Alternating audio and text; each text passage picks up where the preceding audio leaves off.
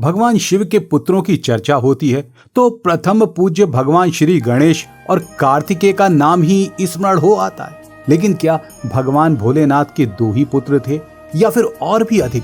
कदाचित आपको अचरज होगा, लेकिन शिव के 2 से भी अधिक पुत्र थे। क्या थे उनके नाम और उनके पीछे की जन्म कथा? जानिए ना सिम्मस टीवी के साथ।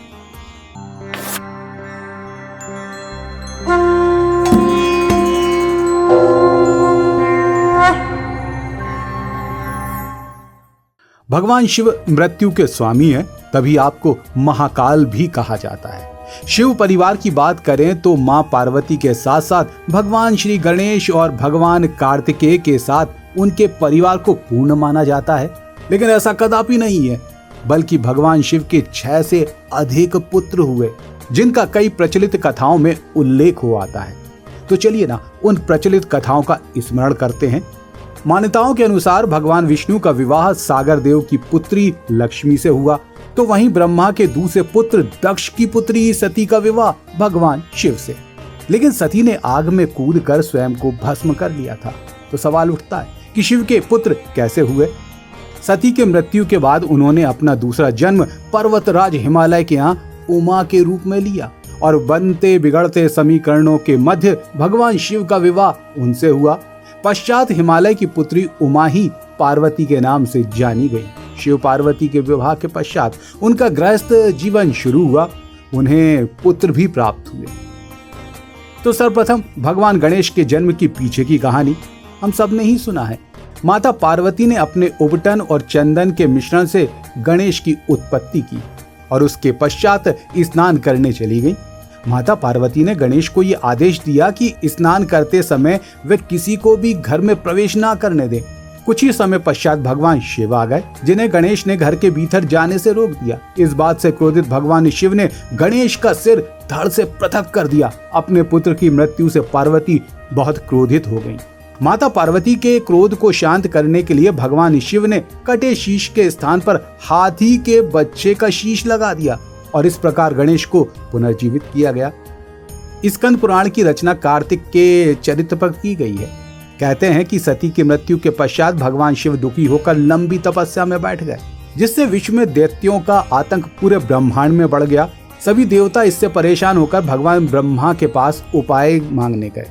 उसी समय ब्रह्मदेव ने कहा कि शिव और पार्वती से जन्मा पुत्र इस समस्या का समाधान करेगा और शिव पार्वती के विवाह के बाद कार्तिक का जन्म हुआ। सुकेश ये शिव पार्वती का तीसरा पुत्र कहा जाता है, लेकिन असल में सुकेश शिव पार्वती का ना होकर विद्युत केश और सालकंठा कटा का पुत्र था, जिसे दोनों ने कुछ कारणवश छोड़ दिया। हेती प्रहेती नाम के 2 राक्षस राज हुए। उसमें से हेती का पुत्र विद्युत केश था। भगवान शिव और पार्वती ने जब इस बालक को ऐसे असुरक्षित पाया तो अपने साथ लेकर आ गए और उस बालक का पालन पोषण किया।